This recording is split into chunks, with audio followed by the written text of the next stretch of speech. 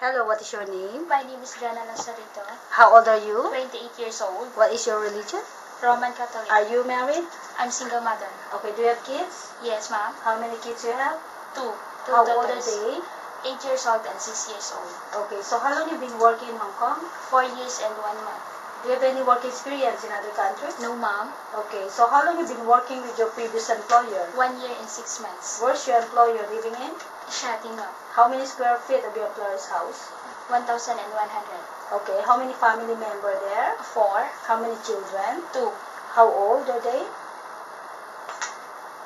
3 years old and 3 months. Okay, so would you please describe your daily working schedule? What time you wake up in the morning? I wake up 6 o'clock in the morning and then I need to take care of the baby and then clean the floor, mop the floor, and then also feed the baby, and then I still have time. I need to wash the clothes and Okay. iron the clothes, and then if the baby, the eldest son wake up, I need to take care also of him, and then I need to cook his food and then prepare all the things for both of them. Okay.